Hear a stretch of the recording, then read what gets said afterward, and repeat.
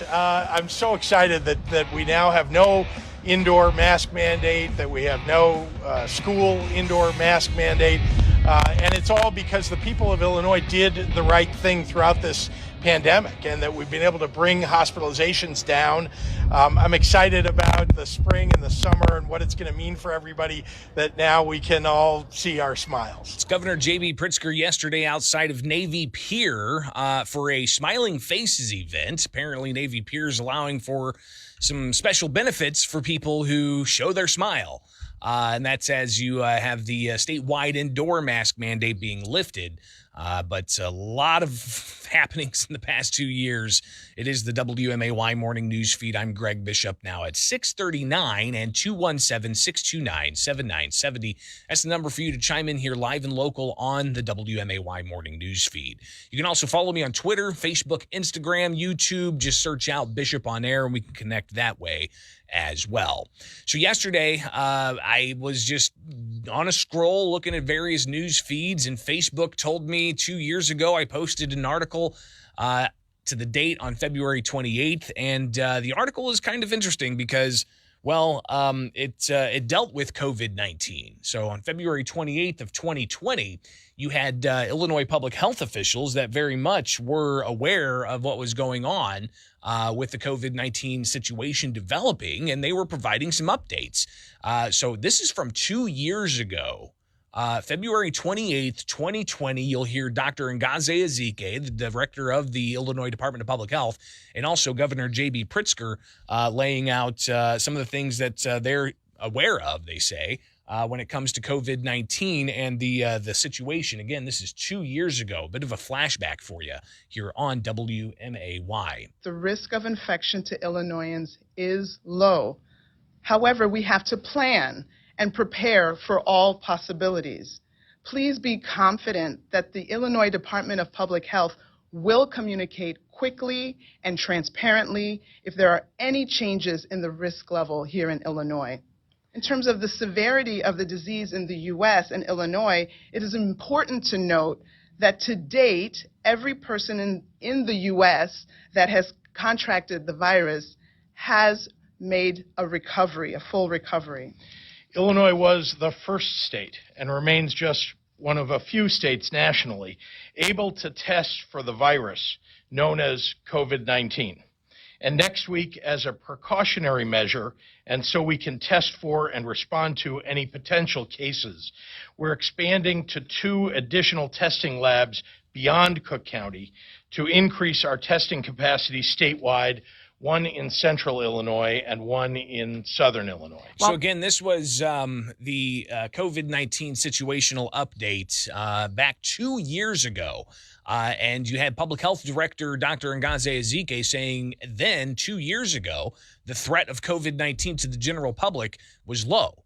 But then we saw 2 weeks after that a major ramp up, and we'll likely be reviewing, kind of flashing back into time 2 years ago to see where we were just 2 years ago, because in the middle of March, that's when we had the stay-at-home orders.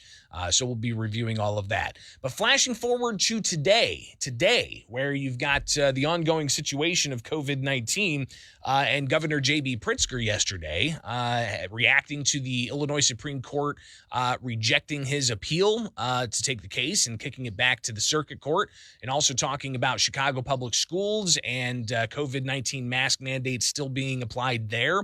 But you have also Attorney Thomas DeVore, which we talked with yesterday, who has the case challenging COVID-19 mandates, still very much alive in the courts. Here's a bit of that back and forth yesterday. Again, the governor up in Navy Pier in Chicago, but also Attorney Thomas DeVore in a conversation we had with him yesterday here on WMAY. Here's some of that.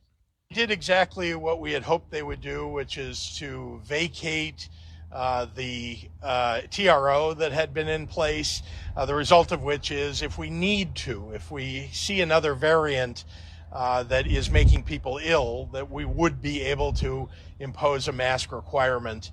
But we don't have any intention to do that now. Things seem to be pretty good. The Supreme Court refused to hear that, which means the appellate court finding that he has no power absent lawfully adopted emergency rules is the law of the day. And so we don't need, according to them, a TRO because there's no issue for us because the governor has no power. JCAR has suspended the rules, and the issue of inherent authority is not really squarely in front of us. We don't need to address it. That's what happened, and the governor's trying to spin it otherwise.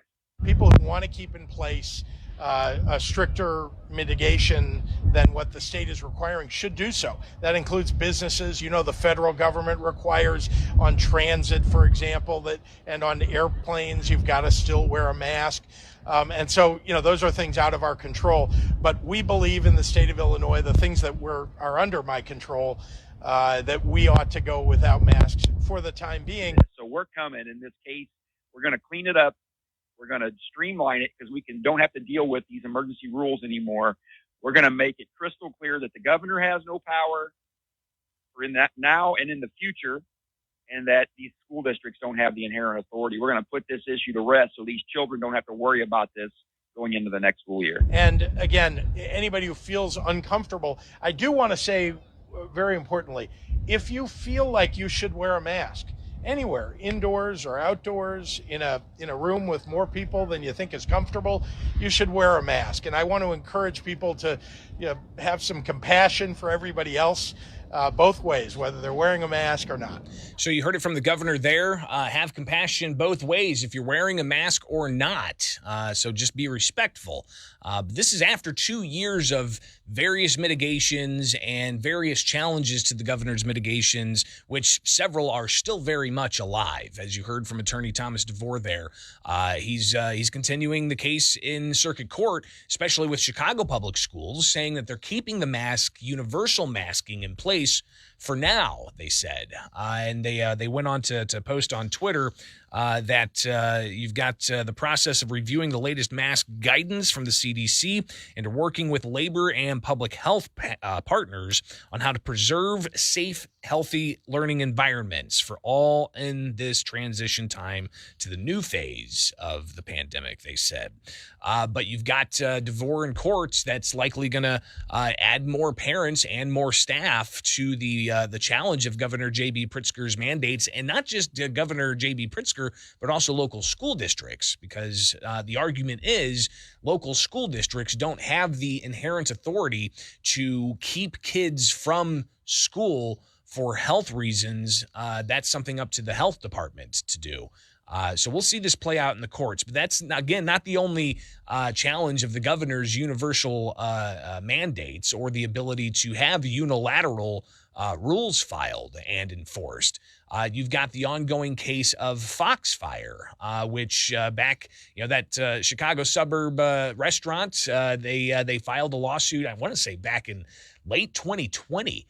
Whenever the governor was dialing back the capacity limits, unilaterally dialing back capacity limits for restaurants and threatening restaurants if they didn't comply. Well, Foxfire challenged, a bunch of restaurants challenged, even some here in the Springfield area challenged, some not with us anymore. A lot of restaurants closed because of all of these mandates and the lack of business that they were getting. But you have that case with Foxfire continuing and have yet to see an update. I know that the governor's office has tried to have that dismissed several times. We'll keep an eye on the latest developments there. But there's another case as well that the governor's been trying to dismiss that's still very much active, and that's one involving whether the governor has the authority to discriminate high school sports versus college and pro sports, because the governor's mandates for masks in high schools was for sports as well. And he didn't have that same mandate on college or pro sports in the state of Illinois. So these are things that even though we don't have masks technically in place anymore, you heard the governor there talk about how he wants to possibly bring back masks if he thinks that there's another variant that's causing harm. So interesting to see where we've come in the past 2 years from when 2 years ago public health authorities were saying that COVID-19 isn't an immediate threat to the public, but all that changed in a matter of weeks when we then had a lot of unilateral edicts coming from the governor's office, limiting economic activity, telling your kids that they had to stay home from school, then masking your kids in school, and throttling economic activity for restaurants and so on.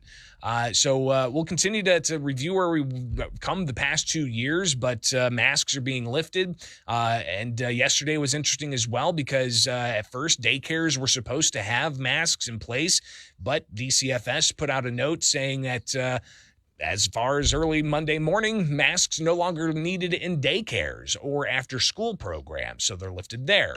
You got the Secretary of State's office saying that masks are no longer required inside the state capitol, though they're recommended, but masks are still going to be on the House floor for the time being. So that's where we've come, and that's where we're going. It is the WMAY Morning News Feed. I'm Greg Bishop here on 92.7, 94.7, and 970 AM. All right, let's take a look at that forecast.